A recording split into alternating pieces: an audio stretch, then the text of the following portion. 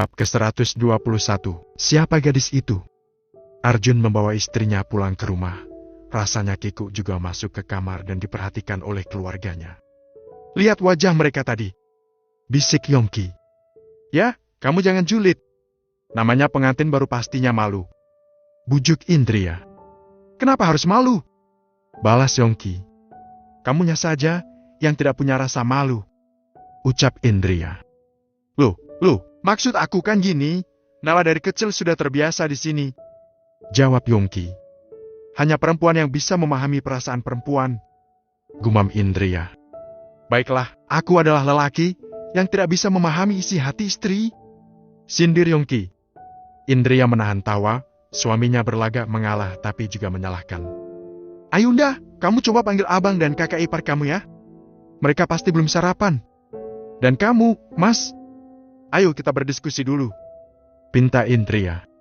Yongki langsung merangkul sang istri menuju kamar, sedangkan Ayunda mengetuk pintu kamar abangnya. Kalian sudah sarapan belum? Tanya Ayunda. Belum, jawab Arjun.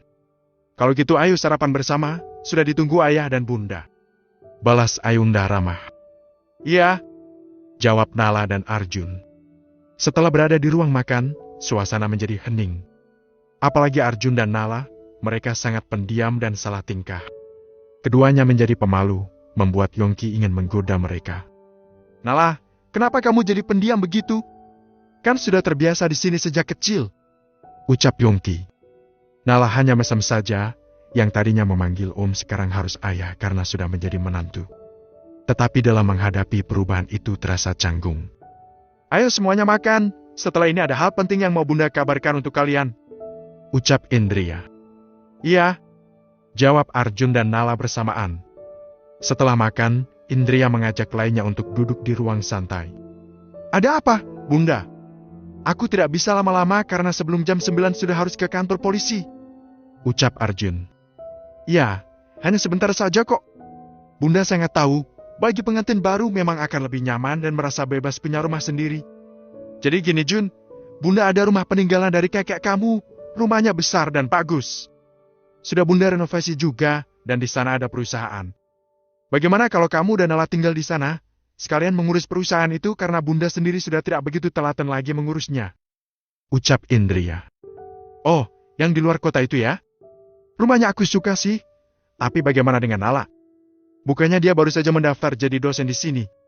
Balas Arjun mencoba meminta pendapat Nala. Nala, daripada kamu bekerja menjadi dosen malah lebih baik membantu Arjun saja. Jadi kalian bisa bersama terus. Kamu tidak khawatir kalau nanti di perusahaan yang baru Arjun ditaksir banyak gadis. Bujuk Yongki. Arjun menepuk jidat. Ayahnya itu sungguh keterlaluan malah mengompori menantunya. Iya, ayah. Aku mau ikut dan membantu Arjun saja. Jawab Nala tanpa pikir panjang. Kamu tidak bersedih menyerah pada mimpimu menjadi dosen? Tanya Arjun memastikan. Tidak, jawab Nala. Baiklah, kalau gitu kita pindah setelah pesta pernikahan saja. Balas Arjun senang.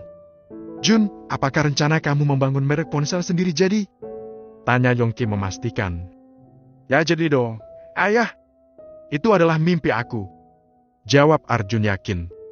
Baiklah, ayah percaya kamu pasti bisa. Coba sekarang kamu hubungi Miftah, dia mau balik kapan? Biar ayah bisa segera membuat surat undangan untuk kerabat dan memastikan pesta pernikahan kalian. Kan tidak mungkin semuanya dilakukan secara mendadak. Pinta Yongki. Iya, ayah. Jawab Arjun. Arjun segera mengambil laptop. Dia melakukan panggilan video call pada kakak iparnya itu. Tidak lama kemudian langsung tersambung dan muncul wajah Naesen yang terlihat kelelahan. Assalamualaikum. Waalaikumsalam. Apakah aku mengganggu?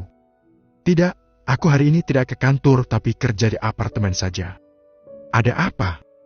Hanya mau memastikan kapan kamu pulang.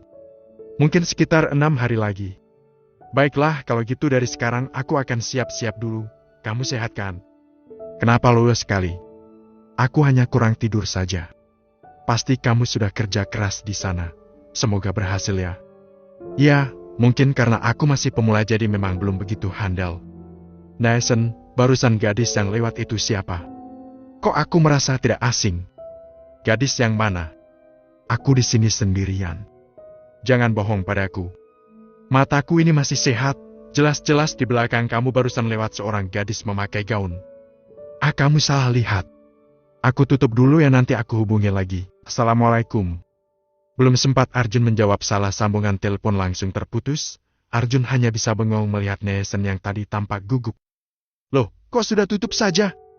Aku belum sempat mengobrol. Ucap Nala heran. Iya tuh, tiba-tiba Nesen menutup telepon. Jawab Arjun. Mungkin karena saking sibuknya. Gumam Nala. Tapi ada yang aneh. Dia bilang kalau tugasnya dikerjakan di apartemen. Dan dia juga bilang sendiri, tapi aku barusan lihat ada gadis yang lewat di belakangnya. Aku merasa sangat tidak asing dengan gadis itu. Postur tubuh dan rambutnya aku seperti pernah melihatnya. Ucap Arjun berpikir keras mengingat sesuatu. Wajahnya terlihat. Tanya Nala ikut penasaran. Tidak, hanya berjalan sekilas jadi yang aku lihat tubuh dari samping. Wajah juga tertutupi rambut yang panjang. Jawab Arjun. Setauku Nesen menginap di apartemen milik teman ayah. Dan teman ayah memiliki satu putri namanya Yuna. Tapi Yuna itu rambutnya pendek potongan bab gitu. Ujar Nala. Apakah Nesen menyembunyikan gadis di sana? Pacarnya mungkin? Duga Arjun. Tidak mungkin. Aku berani bilang kalau dia tidak akan mungkin mencari pacar di luar. Karena aku tahu siapa yang dia cintai. Sergah Nala tanpa ragu. Siapa yang Nesen cintai? Tanya Arjun pura-pura tidak tahu. Itu rahasia, aku tidak boleh membocorkan. Jawab Nala takut. Oh, jadi di antara suami istri sudah ada rahasia-rahasia ya? Goda Arjun. Bukan begitu, hanya saja aku tidak mungkin mengkhianati saudaraku. Aku sudah terlanjur berjanji padanya untuk tidak membocorkan rahasia ini. Sela Nala semakin takut. Arjun tertawa. Tidak mengira jika Nala akan bersikap seperti itu. Padahal dia hanya mengerjai saja. Tidak apa-apa, aku tidak akan marah karena kamu tidak mau memberitahuku. Karena aku sudah tahu, Nesen menyukai Ayunda kan? Jawab Arjun sambil mengelus kepala Nala. Nala menunduk, dalam hati bersalah juga pada Nesen karena dulu saat berjanji orang pertama yang tidak boleh tahu akan perasaan Nesen adalah Arjun. Menurut kamu, bagaimana perasaan Ayunda? Tanya Nala sedikit tegang. Aku akan jujur ya, Nesen bukan tipe Ayunda. Dia pasti hanya menganggap Nesen sebagai kakak. Aku sangat paham bagaimana karakter Ayunda yang pastinya menyukai cowok keren dan terlihat bad boy. Jawab Arjun santai. Apakah Nesen tidak keren? Tanya Nala heran. Tidak, dia malah terbilang cowok pendiam, alim. Dia nakal karena mengikutiku. Balas Arjun. Patah hati dong, Nesen. Ujar Nala merasa kasihan. Tidak akan, aku yakin Nesen memiliki rahasia lain. Apalagi mengenai gadis tadi yang aku lihat. Kalau mereka tidak memiliki hubungan istimewa, bagaimana mungkin bisa sedekat itu? Balas Arjun. Kita doakan saja yang terbaik. Kalau gitu ayo kita siap-siap ke kantor polisi. Ajak Nala. Iya, istriku sayang. Goda Arjun. Nala yang berdiri langsung melihat karena salah tingkah. Dan Arjun tertawa ngakak pada istrinya yang sangat mudah dibuat baper.